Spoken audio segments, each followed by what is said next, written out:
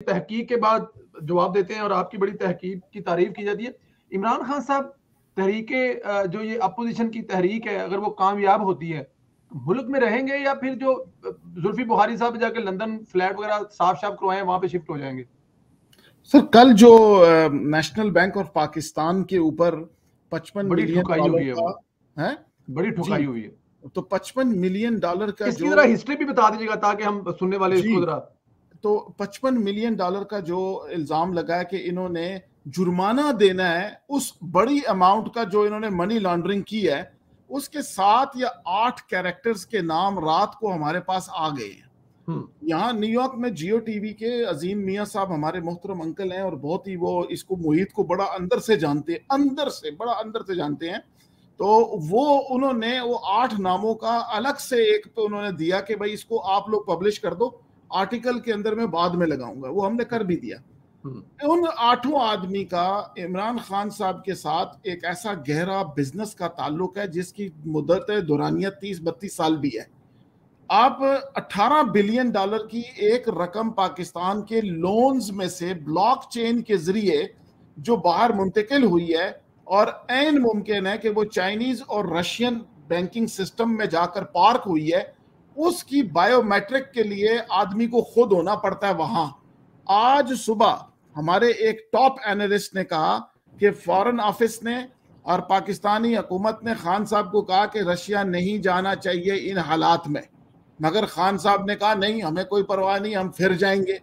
मैं ये कहता हूं कि लोग अभी तक इमरान खान साहब को नहीं समझ सके कि खान साहब असल में आर्टिस्ट कैटेगरी के आदमी है। तो जहां पर इख्तलाफ, रोशनी, स्पॉटलाइट, तवज्जो असूल है, ये आदमी जाकर अपनी तशरीफ उसमें दाखिल कर देगा कि जी मेरे पर भी तवज्जो आएगी, बेशक नेगेटिव पब्लिसिटी हो, क्योंकि ब्रांड है, ब्रांड को स्कैंडल से फायदा होता है, मीरा को स्कैंडल से फायदा होता है, ठीक है। ये मरियम नवाज ब्रांड नहीं है, इसलिए इसको स्कैंडल से नुकसान होता है, ये समझना चाहिए।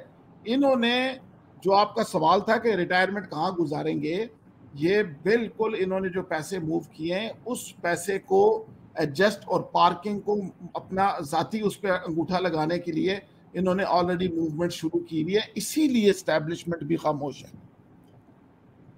जिसमें 40 बिलियन डॉलर कर्जा आया है और 18 बिलियन का नहीं पता लगा किधर गया है, जबकि ब्लॉकचेन की एक इन्वेस्टिगेशन ऐसी है जिसमें 11 कंपनियां एक रात में गायब हुई हैं और उन 11 कंपनियों में 100 मिलियन डॉलर पाकिस्तानियों का उसमें तबाह बर्बाद हुआ है, जिनकी रिपोर्ट हमारे वी लॉगर्स जमा कर रहे हैं, बना रहे हैं और किसी दिन भी वो रिपोर्ट आउट होगी। खान साहब इसी चक्कर में, रिटायरमेंट के ही प्लानिंग के चक्कर में, ये इनके दोनों दौरे 100% कंफर्म्ड है। इनका कोई ताल्लुक नेशनल बैंक ऑफ पाकिस्तान की पाबंदी के साथ है और इसका सबूत मैं दे दूं। अगर कोई शख्स, स्टूडेंट यहां पर जो हमारी बातें दरमियान से सुन रहा है, उसको नहीं समझ में आती, तो वो DGFIA assistant DGFIA Sajjad Mustafa Bajwa की शुगर स्कैंडल रिपोर्ट में स्टेट बैंक ऑफ पाकिस्तान के ऊपर मनी लॉन्ड्रिंग के हवाले से इन्वेस्टिगेशन के 2 पैराग्राफ देख लेगा, उसके बाद वो हमारे साथ बात भी नहीं करेगा एतराज में कि वो डायरेक्ट सबूत लिखकर उसमें रखा गया है जिसको FBR के हैक में वो रिपोर्ट गायब हुई थी। तो बड़ी हमारे पास और मसला ये है कि हम इस सारी इंफॉर्मेशन को या तो इस्तेमाल कर लें अपना यूट्यूब का चैनल मशहूर करने में, या फिर हम उसको कौमी मफाद में उस वक्त सामने लेकर आए ताकि उसके ऊपर हम कुछ कर भी सके। अच्छा खान साहब, इसमें मैं एक छोटा सा क्वेश्चन करना चाह रहा हूं कि अचानक से इस चीज को इन्वेस्टिगेशन के दौरान ही इस प्लेंटी को लगा देना, क्या इसकी वजह ये रशियन ब्लॉक के साथ खड़े होना ये हो सकती है या कि कुछ और है? हाँ, अब ये बड़ा इंटरेस्टिंग सवाल है। असल में मैं आपको एक बैंकिंग रेगुलेशंस की पे ऊपर एक बात नुक्ता बताऊं कि बैंकिंग में जब आपको किसी खाते ज़ाब्ते की खिलाफ वर्जी के पादाश में आपको नोटिस दिया जाता है, तो उसकी जो सजा और उसकी रकम होती है, उसकी एक्सेप्टेंस वो आपके ऊपर होती है कि आप कहते हैं नहीं, आप जाओ जी तहकीक करो, हमने कहाँ गलती की, या उस तहकीक को वहीं रोकने के लिए आप कहते हैं लाओ जी 100 मिलियन की जुर्माना करो, हम मानते हैं हमने गलती की है, मगर तुम इसके बाद हमसे कोई एक लेटर नहीं लोगे। मैंने लास्ट ईयर, मैं आपको एग्जांपल देता हूं, गो के मेरा जाती जो बिजनेस या काम है उसको नहीं डिस्कस करना चाहिए, मगर एक बैंकिंग रेगुलेशन की मैं आपको एक बात बता दूं कि मेरे जिम्मे ये था कि मैं जर्मनी, लग्जमबर्ग, दोनों सोसाइटीज कंट्रीज की जो ईमेल्स हैं उनको मैं इस लिहाज से स्कैन करके सामने रखूं कि यहाँ कोई एंटी मनी लॉन्ड्रिंग या कोई और काम ना हो रहा हो। मगर यकीन कीजिए कि लग्जमबर्ग वालों ने यूं उंगली के इशारे से, और आपको पता है वो 7.5 फुट के गोरे होते हैं और वो एक अलग ही नस्ल के लोग हैं और जो ऑस्ट्रियन जुबान वगैरह उनका कुछ चक्कर है, उन्होंने कहा अपने आर्नल्ड वाले एक्सेंट में, उसने कहा कि you can go to hell, nobody is supposed to look at our emails, not even the header। और मैंने कहा कि तुम्हें $25 मिलियन जुर्माना होगा, क्योंकि रेगुलेटर का नोटिस मेरे पास था। तो उन्होंने कहा most welcome, go ahead, we will give you 50 million but nobody can look. तो इन्होंने 55 मिलियन जो एक्सेप्ट किया है ना, इंक्वायरी रोकने के लिए किया है अरशद भाई। ये बड़ा एक अजीब धंधा है ये भी। उन्होंने 35 मिलियन पे करने का कहा है और 20 मिलियन उन्होंने कहा है कि हम करते हैं, कुछ ऐसी सूरत हाल बनी है। और ये होता है, ये बड़ा डेंजरस है। लेते हैं, ये मान लेते हैं, कहते हैं जी जुर्माना करें, जैसे होता है ना। अब मैं आपको एग्जांपल एक और दूंगा, अगर इसके अंदर थोड़ी सी मैं चाह रहा हूँ कि इसको और सिंपलीफाई कर दें जी। एक्सेप्ट करने में इसका मतलब ये है कि ये जो तमाम पीछे मनी लॉन्ड्रिंग हुई है इसको एक्सेप्ट कर लिया गया। हाँ, this is what I am trying to say. इन्होंने कहा जी हाँ जी हमने किया है, हमने लैप्स किया है, तुम क्या कर लोगे, जुर्माना करो। देखें जी, पुलिस के साथ भी हमारे मुकाबले जब होते थे ना स्टूडेंट्स के, हम ये कहते थे कि सर जी जुर्माना करो, क्या मसला है, पैसा तुम्हारे मुंह पे मारेंगे हम, ठीक, मगर इससे आगे तुम हमारे अहाते में नहीं आओगे। ये इन्होंने किया, माना है। अगर ये कहें कि आप सबूत दो कि हमने एंटी मनी लॉन्ड्रिंग की है, तो वो फिर बताएंगे ना क्या किया है। वो तो ये नहीं बताना देते, तो इसलिए जल्दी से मान के कहते हैं जी आगे चलो। क्यों? इन्होंने अगर सर $100 बिलियन पार किया है तो 55 मिलियन क्या चीज है। चले, ये भी बात समझ में आ गई।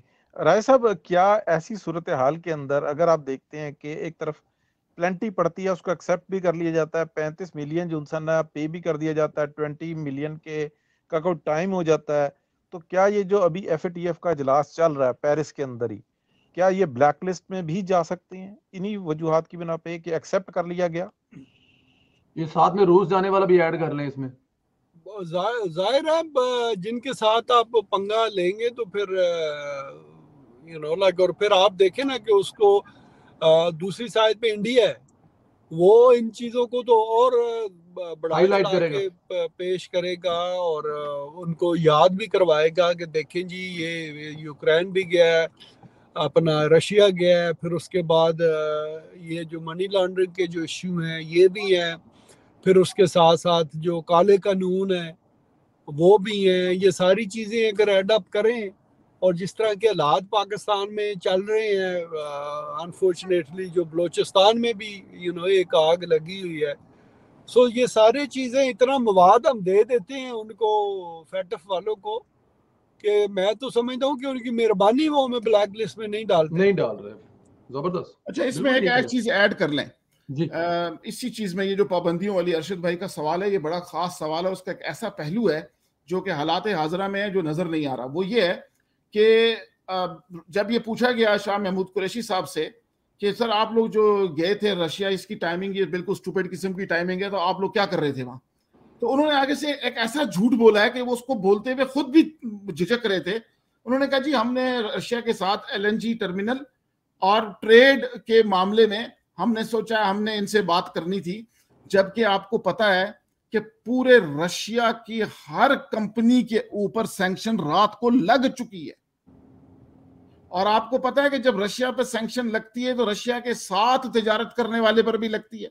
और इसकी लाइव एग्जांपल मैं आपको देता हूं कि जिस वक्त ईरान गैस पाइपलाइन पर ईरानियों ने अपना हिस्सा बनाकर पाकिस्तान से कहा, मैं आखिरी में खत्म करता हूं 10 सेकंड में, कहा कि पाकिस्तान भी अपना हिस्सा बनाए, तो पाकिस्तानियों ने कहा कि हमारे पास पैसे नहीं है। ईरानियंस ने कहा कि ठीक है हम आपका हिस्सा भी बना देते हैं, हम आपका हिस्सा भी बना देते हैं। तो उस वक्त स्टेट डिपार्टमेंट से एक लेटर आया, खत नहीं आया, एम्बेसडर नहीं आया, एक सिर्फ मेमो आई, ईमेल आई कि पाकिस्तान में जिसने ईरानियों के साथ कोऑपरेट करके इस पाइपलाइन को बिछाने में हेल्प की, कॉन्ट्रैक्टर एक, तो उन तमाम लोगों की फैमिलियां, घर, अकाउंट, बिजनेस ब्लैक लिस्ट हो जाएंगे। और क्या हुआ, पाकिस्तान गवर्नमेंट ने वही लेटर साथ अपना लेटर लगा करके तमाम बड़े ठेकेदारों को भेज दिया कि देखें जी, you are on your own, हमने आपको। तो अब कौन आगे बढ़कर सुपर पावर अमेरिका से इस जगह पर पंगे और सींग लगाएगा?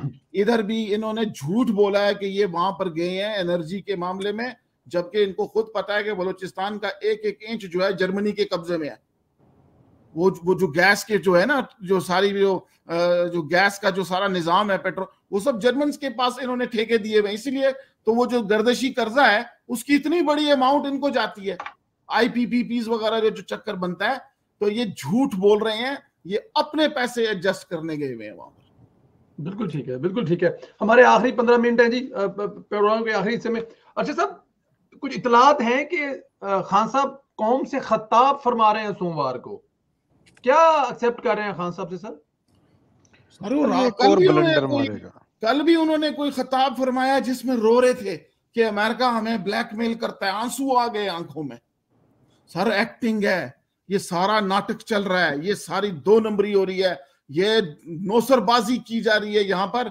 और इनको पता है, वर्दी को एक एक चीज का पता है, उनकी कोई इंटेलिजेंस फेलियर नहीं है। वो भी चाहते हैं कि जी अवाम उन्हें निजात धंधा समझे, वो भी ये चाहते हैं कि उनकी वैल्यू बने, वेस्ट जो है दोबारा उनको इस्तेमाल करे। क्योंकि पता है क्या है, रात को चेचनियन अजान बरदार फौजियों के 2 बटालियन यूक्रेन में रशिया ने उतारे हैं यूक्रेनियन ऑफिशियल्स को कत्ल करने के लिए। और आज सुबह पाकिस्तानी